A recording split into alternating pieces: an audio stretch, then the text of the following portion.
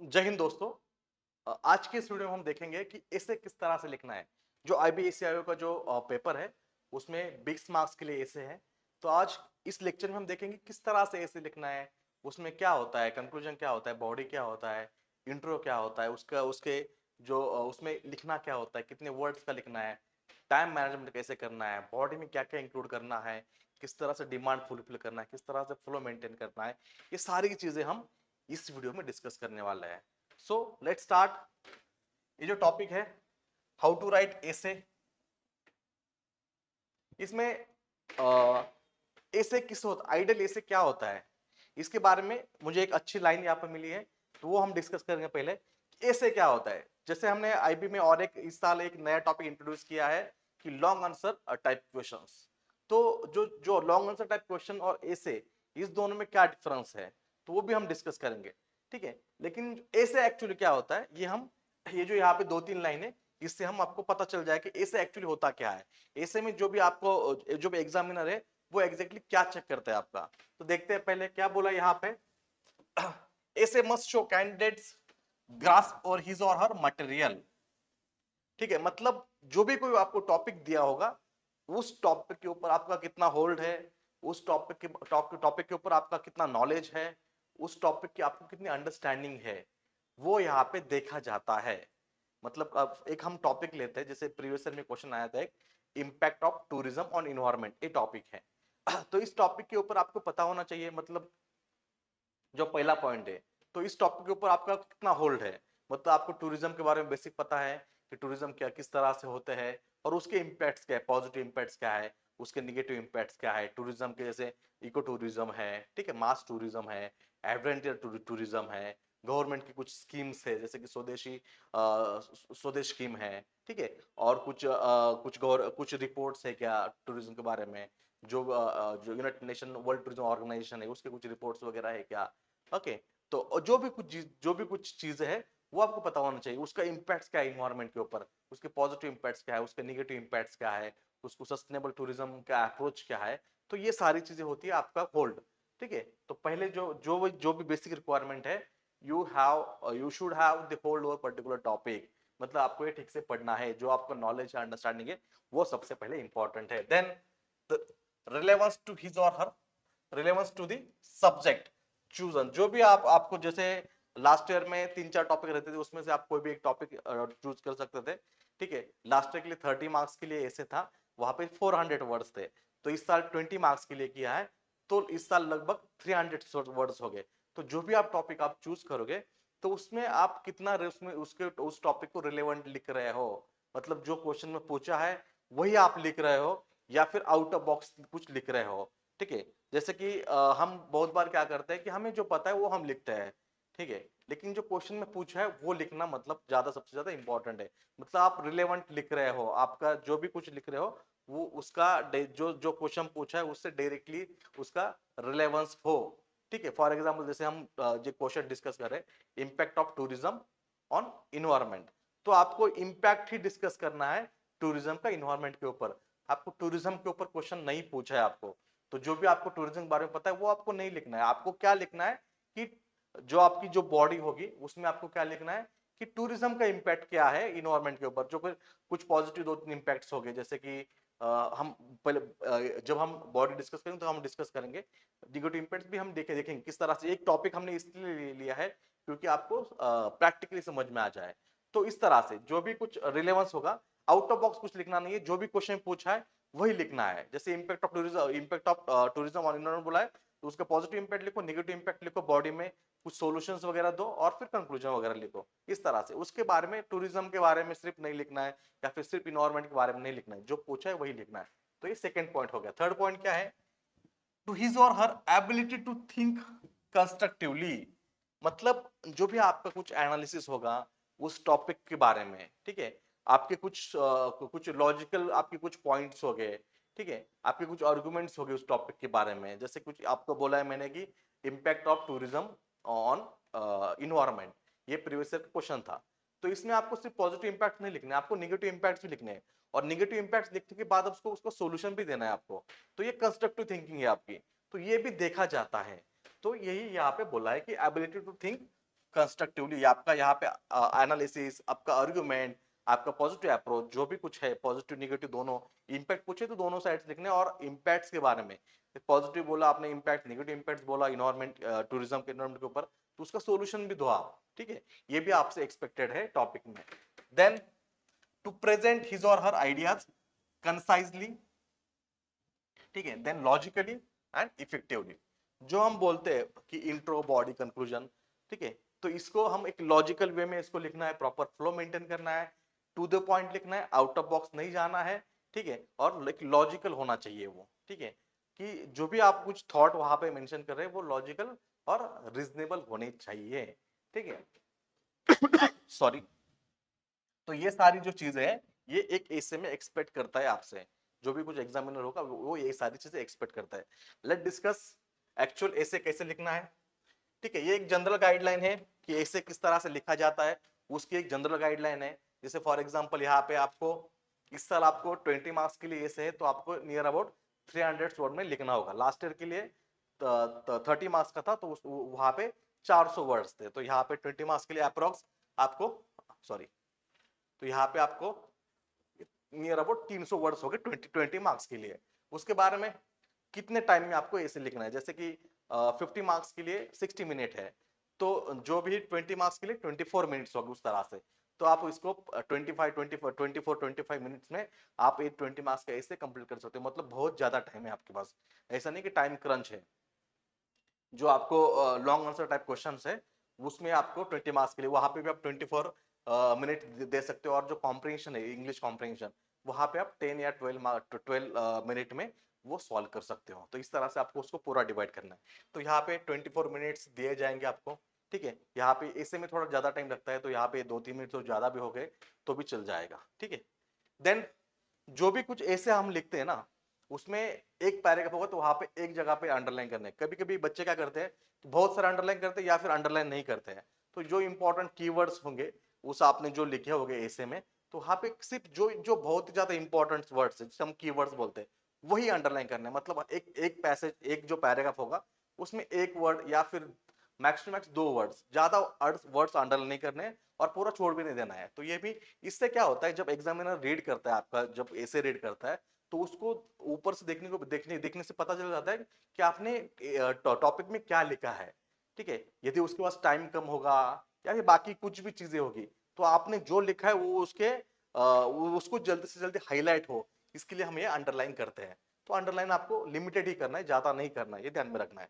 उसके बाद में जो पैराग्राफ्स हो गए, अभी बहुत सारे ऐसे बच्चे हैं जो क्या करते हैं बहुत बड़े बड़े, मतलब मैंने देखा है जब हम चेकिंग करते हैं तो पूरा एक पेज का या फिर एक पेज में एक पेज का 1.5 पैराग्राफ या पूरा एक पेज का एक ही पैराग्राफ, ऐसे नहीं करना है। एक पैराग्राफ मतलब क्या होता है, एक थीम होती है, एक आपकी आइडिया होती है जो हम एक पैराग्राफ में लिखते हैं। नेक्स्ट पैराग्राफ हम क्यों लिखते हैं, क्योंकि हम वो आइडिया या नेक्स्ट वाली थीम हम उसमें ऐड कर रहे हैं, ठीक है। जैसे फॉर एग्जांपल यहाँ पे impact of tourism on on environment है, तो पॉजिटिव इंपैक्ट लिख लिया हमने एक दो, फिर नेगेटिव इंपैक्ट के लिए अलग वाला पैराग्राफ लिखना है, सोल्यूशन के लिए अलग वाला पैराग्राफ लिखना है, इस तरह से हम कर सकते हैं हम, ठीक है। तो बड़ा पैराग्राफ क्यों नहीं लिखना है आपको, क्योंकि क्या होता है जब कोई एग्जामिनर स्टार्ट करता है रीडिंग करना और जब पूरा पेज का एक पैराग्राफ होगा तो उसको फिर से देखना पड़ता है कि यार इसने स्टार्ट क्या किया था, किस तरह से लिखा है। शॉर्ट लिखोगे तो उसको पता चल जाता है कि इसमें इसने उस टॉपिक में एक डायमेंशन जो जो हम पैसेज में कवर करते हैं वो इसने क्या किया, तो उसको इजीली समझ में आ जाता है कि उस पैसेज में क्या है। जब आप नंबर ऑफ पैराग्राफ्स बढ़ाते हैं तो आपके डायमेंशंस, आपकी जो थीम्स है वो भी आपके बढ़ जाते हैं। तो जब कोई ऐसे मल्टी डायमेंशनल ऐसे होगा तो वो भी बेटर है, ठीक है। हमें जो ऐसे है उसमें मल्टीपल डायमेंशंस ऐड करने हैं। जैसे हमने बोला कि impact of tourism on environment, तो इसके 2-4 इंपैक्ट डालो पॉजिटिव, 2-4 नेगेटिव इंपैक्ट डालो, 2-4 सॉल्यूशन डालो, तो इसमें मल्टीपल डायमेंशन बढ़ गए इसमें, ठीक है। इसमें नंबर ऑफ पॉइंट्स बढ़ जाते हैं। यदि आप एक ही बड़ा पैराग्राफ लिखते हो तो यहाँ पे डायमेंशन जो है बहुत ही कम हो जाते हैं। तो इसलिए शॉर्ट पैराग्राफ मतलब कितना, ठीक है, नियर अबाउट 5 लाइंस का पैराग्राफ लिख सकते हो यहाँ पे, ठीक है। Then make a small complete and meaningful sentences. बहुत लोगों का ग्रामर का मिस्टेक होता है, उनके लिए ये गाइडलाइन है कि सिंपल सेंटेंस बनाओ। ज्यादा बड़ा सेंटेंस, जितना बड़ा सेंटेंस आप बनाओगे 3-4 लाइन का, तो उसमें ग्रामेटिकल मिस्टेक होने के चांसेस ज्यादा है। तो जो सेंटेंस होगा वो सिंपल शॉर्ट, ठीक है, इज वॉज का यूज करो, सिंपल सेंटेंस लिखो, ज्यादा उसको जितना लंबा लिखोगे आप उसमें उतनी ही ग्रामेटिकल मिस्टेक हो जाते हैं। तो वो ये चीजें आपको अवॉइड करनी है, और जो सेंटेंस होगा वो मीनिंगफुल होना चाहिए, ठीक है, उससे समझ में आ जाना चाहिए आपको क्या कहना है। देन उसके बाद में जो भी हम जैसे जैसे हम पैसेज लिखते हैं तो बहुत लोगों का ये कहना होता है कि सर कितने पैसेज लिखने हैं, इंट्रो में कितने पैसेज चाहिए, कितने वर्ड चाहिए इंट्रो में, बॉडी में कितने पैसेज चाहिए, कंक्लूजन में कितने चाहिए। तो वो हमने ये इसको एक रफ आइडिया दिया है कि ये थोड़ा वेरी भी हो सकता है अकॉर्डिंग टू इंडिविजुअल, लेकिन एक रफ आइडिया है ये। तो यहाँ पे आप देख सकते हो एक लाइन में आप नियर अबाउट सिक्स वर्ड्स लिख सकते हो, ठीक है। एक पैराग्राफ में आप से एक पैराग्राफ में नियर अबाउट, जैसे मैंने पहले बोला कि 5 लाइन से मतलब 30 वर्ड्स है, ठीक है। एक लाइन में 6 वर्ड्स, जैसे 5 लाइन हमने लिख लिया था यहाँ पे 30 वर्ड्स, ठीक है। तो इंट्रो के लिए हम एक पैराग्राफ दे सकते हैं। उसके बाद में है बॉडी, ठीक है। 3 पार्ट्स होते हैं ऐसे के, एक intro, body and conclusion. Intro के लिए एक पैराग्राफ जो नियर अबाउट 30 वर्ड्स का होगा। 30 वर्ड्स का मतलब 5 लाइन्स हो गए उसके, ठीक है, राइटिंग लाइन्स। देन जो 8 और 9 पैराग्राफ्स हो गए, ठीक है, सॉरी, जो भी 8 और 9, जो टोटल 8 और 9 पैराग्राफ्स हो गए, उसमें जो कंक्लूजन का एक पैराग्राफ ऐड कर सकते हो। बाकी जो बचे हुए 7-8 जो पैराग्राफ है वो आप बॉडी के यहाँ पे डाल सकते हो। जैसे अपने यहाँ पे देखा आपको कि फॉर एग्जांपल जो पूरा यहाँ पे नियर अबाउट 300 वर्ड्स का ऐसे, आप थोड़ा उसको कम लिखोगे तो टाइम मैनेजमेंट अच्छे से हो जाता है, ठीक है, बाद में रश नहीं होता है। तो ऐसा नहीं है, जो आपको बोला है उसके ऊपर नहीं लिखना, थोड़ा उसके कम 20-30 वर्ड्स आप कम लिख सकते हो। इससे क्या होता है कि आपका टाइम मैनेजमेंट हो जाता है अच्छे से, ठीक है। जैसे फॉर एग्जांपल इंट्रोडक्शन के लिए आप एक पैराग्राफ दे सकते हो, 6-7 पैराग्राफ आप मेन बॉडी के लिए दे सकते हो, और एक जो पैराग्राफ है ये आप कंक्लूजन के लिए दे सकते हो। इस तरह से आपके टोटल 8 और 9 पैराग्राफ्स हो गए, ठीक है। यदि एक पैराग्राफ 30 वर्ड्स का है तो 9 पैराग्राफ्स नियर अबाउट 270 वर्ड्स के हो जाएंगे। तो आपको 300 वर्ड्स के लिखना है, तो एक 10-20 वर्ड यहाँ वहाँ हो जाते हैं। तो यह एक जनरल आइडिया आप यहाँ पे आप मान के चल सकते हो। जब आप कोई भी टॉपिक, ऐसे टॉपिक लेते हो आप, तो उसमें सबसे इंपॉर्टेंट है कि आप उस टॉपिक के बारे में आपको पहले उसका ब्रेनस्टॉर्मिंग करना है। ब्रेनस्टॉर्मिंग मतलब क्या, कि उस टॉपिक पर, फॉर एग्जांपल आपको पूछा है question, impact of tourism on environment, तो उस टॉपिक के बारे में आपको जो भी चीजें आपके मन में आए तो रफ पेज पे आपको लिख लेनी है, ठीक है। उसको बोलते हैं ब्रेनस्टॉर्मिंग। कुछ भी चीजें आपको आ जाए, ठीक है, उसके बारे में पता है आपको, टॉपिक के बारे में, वो आपको लिख लेनी है। फिर उसको क्या, उसको नंबर देना है प्रॉपरली। ये मैं पहले लिखूंगा, इंट्रो में ये लिखूंगा, बॉडी में ये पॉइंट पहले लिखूंगा, उसके बाद में ये पॉइंट लिखूंगा मैं, ठीक है। फॉर एग्जांपल जैसे जैसे for example impact of tourism on environment का ऐसे है, तो उसमें मैं इंट्रोडक्शन लिखूंगा कि टूरिज्म क्या होता है वगैरह वगैरह, ये मैं लिखूंगा, ठीक है। जैसे कि बॉडी है, बॉडी में मैं क्या लिखूंगा कि जो इम्पैक्ट है, तो मैं पहले पॉजिटिव इम्पैक्ट लिखूंगा, फिर मैं नेगेटिव इम्पैक्ट लिखूंगा, नेगेटिव इम्पैक्ट से बाद में, उसके बाद में मैं उसका सोल्यूशन लिखूंगा। तो इस तरह से मैं उसको नंबर भी दे दूंगा जो मैंने रफ पेज पे किया है। तो उसके बाद में फिर मैं कंक्लूजन लिख दूंगा। तो इस तरह से आप इसको आपको करना है। तो उसके लिए आपको ब्रेनस्टॉर्मिंग करना है और उसका स्ट्रक्चर लिख देना है। तो इससे क्या होता है, आपका जो थिंकिंग वाला पार्ट है वो पहले ही आप 2-4 मिनट में आप पहले ही वो कर साइड में करके रखते हो। तो इससे क्या होता है, जब आप लिखते हो ऐसे, तो आपको स्टक नहीं होते बीच में। आप बहुत बार क्या होता है, जब हम राइटिंग करते हैं ऐसे, ठीक है, वहां पे हम राइट करते समय हमें फिर बीच में हम ये थिंक करते हैं कि अभी नेक्स्ट क्या लिखना है। तो ये नेक्स्ट क्या लिखना है, इसमें बहुत टाइम चला जाता है। जो ऐसे में मेनली जो टाइम लगता है, तो इसी में लगता है कि हमें आगे क्या लिखना है ये पता नहीं होता है। तो इससे हम क्या करते हैं, उस समय पॉइंट डाल देते हैं, लेकिन इससे ऐसे का फ्लो बिगड़ जाता है। तो क्या करना है, जो ब्रेनस्टॉर्मिंग स्ट्रक्चर है वो पहले ही रफ पेज पे करके रखनी है, उसको पॉइंट भी देना है ठीक से। और जब आप लिखते हो तो डायरेक्टली जो मेनली एक्टिविटी राइटिंग की होनी चाहिए, राइटिंग थिंकिंग जो चीजें हुई आप मिक्स करोगे तो ज्यादा टाइम चला जाएगा। तो इससे बेटर है कि आप पहले ही उसे रफ पेज पे जो आपका स्ट्रक्चर है ब्रेनस्टॉर्मिंग कर लो। जब राइटिंग करते हो तो मेनली राइटिंग के ऊपर ही फोकस करो, तो आपका टाइम बच सकता है। तो एक जनरल गाइडलाइन है ऐसे के लिए। अब हम देखते हैं, ये हमने कुछ कोर्सेस है, अभ्यास नाम का कोर्स है जो क्रैश कोर्स है टीयर 2 के लिए, संपूर्ण एक नोट्स का प्रोग्राम है टीयर 2 के लिए। ये आप देख सकते हो 1 पेज का प्रोग्राम है, ठीक है। यहाँ पे जो इंट्रोडक्शन है, जैसे मैंने बोला कि नियर अबाउट 30 वर्ड्स मतलब 5 लाइन्स आप यहाँ पे लिख सकते हो इंट्रो में। अभी इंट्रो जो होगा, इंट्रो सबसे मतलब क्या होता है कि आपको टॉपिक को इंट्रोड्यूस करता ही है, ठीक है।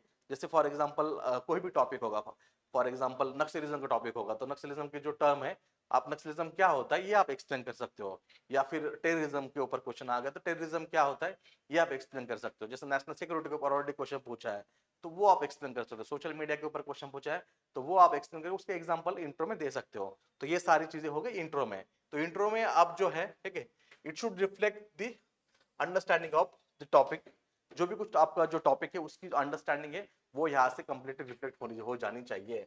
और आप नंबर ऑफ वे से आप इंट्रोड्यूस कर सकते हो, जैसे मैंने बोला कि कोर्ट से आप इंट्रोड्यूस कर सकते हो। जब जब कोई वुमन के ऊपर ऐसे होगा या फिर एजुकेशन के ऊपर ऐसे होगा, जैसे यहाँ पे क्वेश्चन पूछा था वुमेन्स एजुकेशन इज प्रीरिक्विजिट, ठीक है, फॉर सोशल प्रोग्रेस, तो यहाँ पे आप वुमन के जो वुमन के बारे में, वुमन इंपॉर्टेंट के बारे में आप कोट लिख सकते उसको स्टार्ट कर सकते थे, ठीक है। तो इस तरह से आप कोट से भी स्टार्ट कर सकते हो। जैसे फॉर एग्जांपल करंट इवेंट और कंटेक्स्ट है रिलेटेड टॉपिक, जैसे फॉर एग्जांपल जैसे हमने ऑपरेशन सिंदूर किया है, जब जब कोई टॉपिक आ जाएगा आपको टेररिज्म के ऊपर, तो आप उस तरह से उसके ऊपर लिख सकते हो। या फिर नक्सलिज्म के ऊपर टॉपिक ऐसे आ जाएगा, तो हम जो हमने टारगेट रखा है कि to eliminate naxalism by March 26, next year हम एलिमिनेट उसका टारगेट रखा है, तो इससे भी आप उसको एंड कर सकते हो, स्टार्ट कर सकते हो, ठीक है। मतलब इस तरह से आप उसको कंटेक्स्ट या फिर इवेंट्स वगैरह देके उसको इंट्रोड्यूस कर सकते हो। या फिर कुछ फैक्ट्स फिगर आपको, फॉर एग्जांपल टेररिज्म के बारे में आप कुछ, आपके पास कुछ फिगर्स है, ठीक है, जैसे कि टेररिज्म का इंडेक्स है, या फिर कुछ टॉपिक है जैसे कि हैप्पीनेस इंडेक्स है, ठीक है, तो उसके रिलेटेड टॉपिक्स होगा, उसके रिलेटेड कुछ आपको डेटा होगा आपके पास, तो उस तरह से आप उसको लिख सकते हो, ठीक है। जैसे पीस इंडेक्स है, तो यदि वर्ल्ड वॉर के ऊपर क्वेश्चन आ गया तो वो आप लिख सकते हो। प्रेस फ्रीडम के ऊपर इंडेक्स है, उसके कुछ डेटा है। तो इस तरह से आप जो इंपॉर्टेंट एरियाज है, जैसे कि इंडिया में अभी प्रेस की जो कंडीशन है इसके ऊपर भी क्वेश्चन आ सकता है, तो आपको पता होना चाहिए इंडिया की जो प्रेस फ्रीडम जो रैंकिंग है इंडिया की कितनी है, ठीक है, किस कैटेगरी में है, तो ये आपको पता होना चाहिए। उस तरह से आप यदि क्वेश्चन आ गए तो वो आप वहां पे इंटर में कोट कर सकते हो, ठीक है। तो ये फैक्ट फिगर हो गया। देन मीनिंग ऑफ टर्म हमने जैसे देखा कि नक्सलिज्म क्या है, टेररिज्म क्या है, इसकी मीनिंग से भी आप इसको ऐसे आपको इंट्रोड्यूस कर सकते हो। जैसे मैंने बोला कि एक ही पैराग्राफ में लिखना है, नियर अबाउट 30 वर्ड्स लिखना है, बिग क्रिस्प एंड क्लियर, ठीक है। तो ये सारी चीजें हो गई इंट्रो में।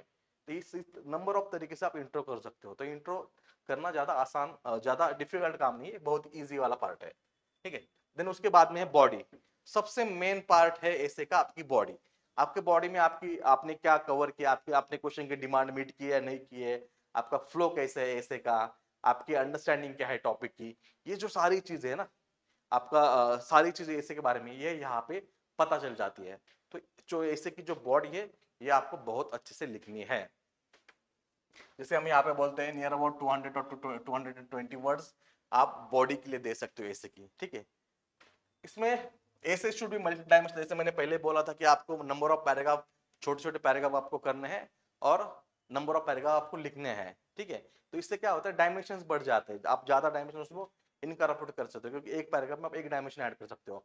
नेक्स्ट डायमेंशन के लिए, नेक्स्ट थीम के लिए आप नेक्स्ट पैराग्राफ यूज कर सकते हो। तो छोटे छोटे पैराग्राफ लिखो तो उसमें मल्टीपल डायमेंशन आप ऐड कर सकते हो, ठीक है। तो यहाँ पे कुछ हॉरिजॉन्टल डायमेंशन, जब जब जब कोई ऐसा कोई टॉपिक आएगा जिसके बारे में आपको ज्यादा पता नहीं है आपको, तो वहां पे आप ये जो डायमेंशन वाला जो अप्रोच है, हॉरिजॉन्टल डायमेंशन, वर्टिकल डायमेंशन, ये आप यहाँ पे यूज कर सकते हो। यदि आपको बारे में कोई नॉलेज बेस कोई ऐसे आ गया तो इसका आपको ज्यादा वहां पे यूज नहीं करना है। जब कोई ऐसा टॉपिक आएगा जिसके बारे में आपको ज्यादा पता नहीं है, तो वहां पे फिर आपको एक हॉरिजॉन्टल डायमेंशन, जैसे कि उसका हिस्टोरिकल उसका कुछ रिलेवेंस है क्या, उस टॉपिक का ज्योग्राफिकल कुछ रिलेवेंस है क्या, इकोनॉमिकल उसका कुछ रिलेवेंस है क्या, पॉलिटिकल उसके कुछ इंपैक्ट्स है क्या, सोशल उसके कुछ इंपैक्ट्स है क्या, इन्वायरमेंटल कुछ इंपैक्ट्स है क्या, ठीक है, साइंस बेस्ड कुछ, टेक्नोलॉजी बेस्ड कुछ है क्या। तो ये डायमेंशन हमें देख के हमें वहां पे पॉइंट्स बना सकते हैं हम, ठीक है। जैसे वर्टिकल डायमेंशंस भी है, इंडिविजुअल, फैमिली, सोसाइटी के ऊपर कुछ इंपैक्ट्स है, कम्युनिटी, स्टेट, नेशनल, इंटरनेशनल। तो ये जब जब कोई टॉपिक हमें थोड़ा आउट ऑफ बॉक्स आता है, उसके बारे में ज्यादा पता नहीं है, तो हम इस तरह से उसके पॉइंट्स भी निकाल सकते हैं, ठीक है। तो ये भी हमें यहाँ पे देखना है, ठीक है। जैसे कि फॉर एग्जांपल अभी ये क्वेश्चन आया था, ठीक है, equitable economic growth and it's equitable economic growth, ये क्वेश्चन आया था। तो यहाँ पे उसके आप ज्योग्राफिकल डायमेंशन देख सकते, बता सकते हो कि कहीं कहीं स्टेट में जो ग्रोथ है ज्यादा डेवलप स्टेट है, कहीं कहीं वो कम डेवलप स्टेट है, ठीक है। उसके कुछ आप हिस्टोरिकल एंगल भी दे सकते हो वहाँ पे इक्विटेबल इकोनॉमिक ग्रोथ के। उसके कुछ पॉलिसी एंगल भी दे सकते हो, जहाँ पे जो जो पॉलिसी ज्यादा लिबरल पॉलिसीज है, उसका आप इंटरनेशनल एंगल भी दे सकते हो, नेशनल एंगल भी दे सकते हो, स्टेट एंगल भी दे सकते हो वहाँ उसका आप। तो इस तरह से आप उसका आप इन्वायरमेंटल एंगल भी दे सकते हो, ठीक है। इस तरह से मल्टीपल आपको जब भी कोई आपको टॉपिक आ जाता है, इस ज्यादा आपको समझ में नहीं आता है, तो आप ये जो अप्रोच है वर्टिकल हॉरिजॉन्टल डायमेंशंस का अप्रोच डेफिनेटली आप यूज कर सकते हो ये। उसके बाद में है जो भी ऐसे आप लिखोगे उसके आपके जो ओन ओपिनियंस और थॉट्स होने चाहिए, आपके ओपिनियन थॉट्स, मतलब ऐसे नहीं कि आप कुछ भी लिख दो, इमोशनल इमोशनल कुछ भी लिख दो टॉप कर, ऐसे नहीं। जो भी आपके थॉट्स होंगे वो लॉजिकल होने चाहिए, रीजनेबल होने चाहिए, ठीक है, वो जस्टिफाइबल होने चाहिए, ठीक है। लेकिन आपके खुद के आपको थॉट्स में आपको वो लिखना है। दूसरा एक है कि यहाँ पे बहुत बच्चे क्या कर देते हैं, सिर्फ पॉइंट्स लिखते हैं, उसको सब्सटेंटिएट नहीं करते हैं। उसको क्या जब भी कोई आपने बोल दिया कि इंडिया बहुत इंडिया एक develop India for example India का प्रेस फ्रीडम इंडिया में इतना अच्छा नहीं है, ऐसे बोल दिया किसने, तो वहां पे लिख दो, उसको सब्सटेंटिएट करो कि इंडिया की रैंकिंग इतनी इतनी है प्रेस फ्रीडम में, उसको सब्सटेंटिएट करो। तो इससे क्या हो जाता है, एग्जाम में पता चल जाता है कि ये हवेबाजी नहीं कर रहा है, इसको पता है एग्जैक्टली कि जो प्रेस फ्रीडम रैंकिंग है इंडिया की इतनी इतनी है। तो उसको सब्सटेंशिएट करना एक इंपॉर्टेंट है, कुछ एविडेंस देना, डेटा उसमें एग्जांपल्स है, केस स्टडी है, टू सब्सटेंशिएट योर थॉट। मतलब जो भी आप बोल रहे हो तो उसके लिए आपको उसका कुछ प्रूफ चाहिए। आप ऐसे नहीं कि आपने सिर्फ बोल दिया हाँ कि इंडिया में प्रेस फ्रीडम नहीं है, ठीक है, इंडिया में ये नहीं है वो नहीं है, ठीक है, तो आपको उसका डेटा या फिर कुछ उसके रिपोर्ट वगैरह आपके पास होना चाहिए। इससे आपको ज्यादा से ज्यादा अच्छे मार्क्स मिल जाते हैं। देन ऐसे must contain arguments in logical and balance way, there reasons and explanations, ठीक है, इन करंट एग्जांपल। जैसे मैंने बोला कि जैसे हमने टॉपिक लिया था कि impact of tourism on environment, तो यहाँ पे आपको उसके आर्गुमेंट्स भी देने हैं कि पॉजिटिव इम्पैक्ट्स भी क्या है, वैसे निगेटिव इम्पैक्ट जैसे है उसके कुछ पॉजिटिव इम्पैक्ट्स भी है उसके। जैसे कि फॉर एग्जांपल जो टॉपिक है, ठीक है, impacts of tourism on environment, positive impacts क्या है, तो वहाँ पे इको टूरिज्म हम प्रमोट कर सकते हैं। वहाँ पे जो इंफ्रास्ट्रक्चर जो जो रोड है या फिर जो सैनिटेशन वगैरह है वो वहाँ पे इम्प्रूव हो सकता है। जो लोकल कम्युनिटी है उनको यहाँ पे वहाँ पे एम्प्लॉयमेंट मिल सकता है, ठीक है। तो ये सारी जो है, जैसे कंजर्वेशन फंडिंग है, हम फंडिंग अवेयरनेस भी क्रिएट कर सकते हैं, ये सारे पॉजिटिव इम्पैक्ट्स है। तो ये भी हमें वहाँ पे लिखने हैं इम्पैक्ट्स में, ठीक है। हमें सिर्फ निगेटिव इम्पैक्ट नहीं लिखना है या फिर सिर्फ इकोनॉमिक एंगल से नहीं लिखना है कि हाँ टूरिज्म कैसे हमें इकोनॉमिक गेन देता है, तो बाकी जो एंगल्स है वो भी हमने देखने हैं यहाँ पे, ठीक है। जैसे कम्युनिटी डेवलपमेंट, कम्युनिटी पार्टिसिपेशन वगैरह, इको टूरिज्म वगैरह, ये सारी चीजें, तो ये सारी चीजें आपके यहाँ पे आ जाती है, ठीक है। तो वो भी आपको देखना है कि जब आप कोई कोई टॉपिक आप लिख रहे हो तो उसको, जैसे मैंने बोला कि यहाँ पे एग्जांपल से सब्सटेंशिएट करना है आपको। तो जैसे एग्जांपल से आप बोल सकते हो कि जैसे लक्षद्वीप में जो कोरल रीफ है वो डैमेज हो रहा है, ठीक है, जो टूरिज्म की वजह से है, तो वो आप लिख सकते हो। जैसे कि और एक जैसे कि हिमालयन जो इकोसिस्टम है वो डिग्रेड हो रही है, तो आप जब बोलते हो आप कि हाँ कि टूरिज्म से इन्वायरमेंट डिग्रेड हो रहा है, तो वहां पे लिख दो कि जैसे फॉर एग्जांपल जो हिमालय की जो इकोसिस्टम है वो डिग्रेड हो रही है। तो इस तरह से आप डायरेक्टली वहां पे कोट कर सकते हो, ठीक है। उसके बाद में you must stick to main topic of essay, don't go out of the context. जैसे मैंने बोला कि impact of tourism on environment है, तो इम्पैक्ट ही लिखने हैं आपको, पॉजिटिव नेगेटिव इम्पैक्ट लिखने हैं। आपको टूरिज्म के बारे में जनरल ऐसे नहीं लिखने को बोला है आपको, आपको बोला है कि इसके इम्पैक्ट्स क्या है इन्वायरमेंट के ऊपर। तो आउट ऑफ बॉक्स नहीं जाना है। कंटेक्स्ट क्या है कि इम्पैक्ट लिखो भाई, उसके पॉजिटिव नेगेटिव इम्पैक्ट जो भी है उसके सोल्यूशन लिखो। सिर्फ टूरिज्म क्या है वगैरह वगैरह ये नहीं लिखना है आपको, या फिर सिर्फ इन्वायरमेंट के बारे में नहीं लिखना है। तो कंटेक्स्ट देखो क्या पूछा है, वो सबसे इंपॉर्टेंट चीज है। उसके बारे में जब बहुत लोग बोलते हैं कि सर मेरा फ्लो मेंटेन नहीं होता है ऐसे में, तो उसके लिए एक है कि आप जो कंजंक्शन है वो यूज करो। जैसे कोई इन बिटवीन डिफरेंट पैराग्राफ, तो ये आप उसके स्टार्टिंग में पैराग्राफ के और एंडिंग में ये आप यूज कर सकते हो। जैसे कि ये जो कनेक्टिंग वर्ड्स है, ठीक है, to connect to paras, moreover, whenever, ठीक है, अनलेस, हाउएवर, अल्दो, इससे क्या होता है कि दोनों पैराग्राफ में लिंक लग जाती है, ऐसे लगता है हमें कि दोनों पैराग्राफ लिंक है, तो फ्लो अच्छे से मेंटेन हो जाता है। तो हैंस हैंस फॉर, ठीक है, ये आप यहाँ पे यूज कर सकते हो to maintain the flow of essay, ठीक है। देन जब कोई, जैसे मैंने बोला कि impact of tourism on environment बोला है, तो पॉजिटिव इम्पैक्ट लिख लिया, निगेटिव इम्पैक्ट लिख लिया, उसके बारे में वहां पे कुछ गवर्नमेंट स्कीम है या फिर सॉल्यूशंस है, वो भी हम यहाँ पे ऐड कर सकते हैं। गवर्नमेंट स्कीम प्रोग्राम, जैसे कि टूरिज्म के बारे में क्या है कि जो जो स्वदेश स्कीम है वो हम यहाँ पे लिख सकते हैं, ठीक है। कुछ करंट न्यूज है वो भी यहाँ पे हम लिख सकते हैं, ठीक है। जैसे हमने बोला कि पॉजिटिव नेगेटिव साइड, जैसे इम्पैक्ट बोला है, पॉजिटिव नेगेटिव इम्पैक्ट्स, तो वो भी हमें यहाँ पे लिखना है। तो ओवरऑल ये हो गए हमारी बॉडी। इस बॉडी में हमारी जो क्वेश्चन की डिमांड है वो मीट होनी चाहिए इस एग्जाम में। इस जो बॉडी बॉडी में आपको जो कंटेक्स्ट में लिखने को बोला है वो होना चाहिए। इस बॉडी में आपका ठीक से फ्लो मेंटेन होना चाहिए, ठीक है। ये सारी चीजें आपको, ये सारी चीजें यहाँ पे आपको ध्यान में रखनी है, यहाँ पे हमने एक प्रयास बैच लॉन्च किया है जो आईबी की टेस्ट सीरीज होगी, जहाँ आपको पास टेस्ट मिलेंगे और उसका इवैल्यूएशन भी आपको यहाँ पे मिल जाएगा, मॉड्यूल आंसर भी मिल जाएंगे आपको यहाँ पे। Then last part of essay the conclusion, near about 30 words में आपको कंक्लूजन लिखना है। Conclusion should be solution oriented and futuristic one. Conclusion में आपको जब फॉर एग्जांपल जो टॉपिक है हमारा कि impact of tourism on environment, तो यहाँ पे हमें बोलना है कि टूरिज्म जब जब होता है उसको एंटी टूरिज्म ऐसे नहीं लिखना है कि हमें एंटी टूरिज्म के पॉइंट नहीं लिखने या फिर प्रो डेवलपमेंट के पॉइंट नहीं लिखने, हमें क्या करना है उसको बैलेंस करना है। जैसे हम बोलते हैं sustainable tourism, eco tourism approach हमें यूज करना है, और इससे क्या होता है कि जो नेगेटिव इम्पैक्ट है वो कम हो जाते हैं और जो जो इन्वायरमेंट के ऊपर जो जो जो इम्पैक्ट्स हो रहे हैं वो कम हो जाएंगे। ठीक है, तो ये हमें यहाँ पे लिखना होता है। ठीक है, देखते हैं हम यहाँ पे, आप इस तरह से वर्ड यूज कर सकते हो।